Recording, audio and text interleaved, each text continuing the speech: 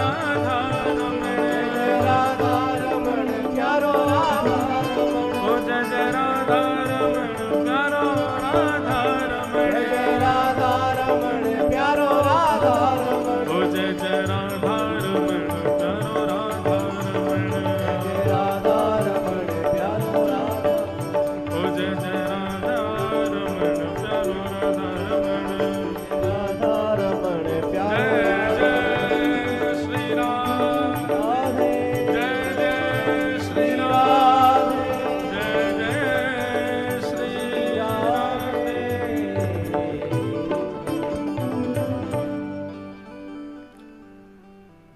कुंती ने भगवान की स्तुति गाई, भगवान ने कुंती के ऊपर मधुर कृपा की। आगे भागवत में फिर ठाकुर जी प्रस्थान करने लगे पुनश्च द्वारिका के लिए, तो युधिष्ठिर जी रोने लगे। भगवान युधिष्ठिर जी को लेकर के रणभूमि में गए, जहां पर भीष्म पितामह भगवान की प्रतीक्षा कर रहे थे। बंधुओं, महाभारत का एक पात्र और है, और ये महाभारत के ऐसे पात्र हैं जो मुझे बहुत प्रिय हैं, जिनका नाम है भीष्म पितामह। बहुत सुंदर, अद्भुत हैं भीष्म पितामह। जीवन चाहे कैसे भी जियो, पर अंतिम क्षण ऐसा होना चाहिए जैसा भीष्म पितामह का था। भीष्म पितामह ने अपनी इच्छा मृत्यु के वरदान को कितनी श्रेष्ठता से स्वीकार किया। आप सबको पता है ना कि भीष्म पितामह को इच्छा मृत्यु का वरदान था। जब तक उनकी इच्छा नहीं होगी तब तक प्राण नहीं त्यागेंगे भीष्म पितामह। संसार के हम आप सब लोगों को यदि इच्छा मृत्यु का वरदान मिल जाए कि तुम्हारी इच्छा जब होगी तब तुम प्राण त्यागना, पहली बात तो ये कि हमारी इच्छा ही नहीं होगी कभी, लेकिन एक शर्त लागू हो जाए कि नहीं, प्राण तो तुमको त्यागने पड़ेंगे लेकिन तुम्हारी इच्छा। तो सबसे पहला काम क्या होगा पता है? हम आप सब लोग पहले तो हाफ सेंचुरी पार, पूरी फुल सेंचुरी पार कर जाएंगे, 100 से तो ऊपर ही जाएंगे सब। 100 तक तो हम प्राण त्यागने वाले हैं ही नहीं। और उसके बाद भी ये बात आप सत्य मान लीजिएगा बंधुओं, कोई भी ये विचार नहीं करेगा कि मैं ठाकुर जी को देखते हुए या ठाकुर जी के तीर्थ में या ठाकुर जी के धाम में प्राण त्याग। आप कितने भी वैष्णव हो, आप कितने भी भक्त हो बंधुओं, ये जो मन है ना हमारा, बड़ा बड़ा क्या बताऊं इसको, कितना बुरा कहा जाए उतना बुरा है।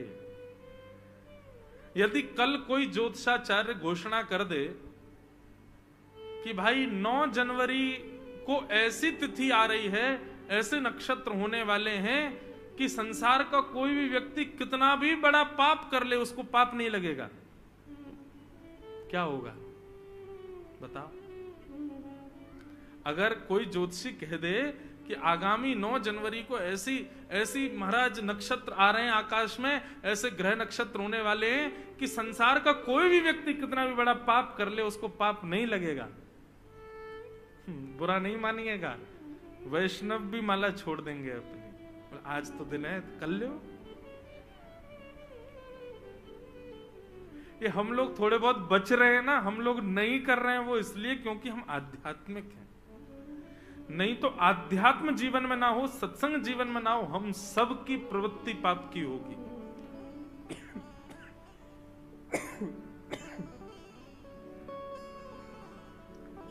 मानव का स्वभाव जन्य पाप है। हम लोग कैसे हैं, मैं कभी कभी कहा करता हूं, हम लोग पानी की तरह हैं। पानी को फैला दो तो ढलान की ओर ही जाता है। हम लोग भी ऐसे हैं, हमको खुली छूट मिल जाए तो हम वहीं लुढ़केंगे जहां पर ढलान हो, जहां पे पाप हो रहे हो। पानी को ऊपर चढ़ाने के लिए तो मोटर लगानी पड़ती है। ये कथा रूपी मोटर, सत्संग रूपी मोटर इसीलिए तो चलाई जाती है ताकि हम ऊपर उठें, नहीं तो हमारी स्थिति तो नीचे जाने की ही है। सही बताओ आप, अगर घोषणा हो जाए कि इस दिन पाप करने पर किसी को पाप नहीं लगेगा, क्या होगा? सब पाप करेंगे। महापापी तो जाने किस स्थिति में जाएंगे, लेकिन धर्मात्मा भी पाप करने भाग जाएंगे।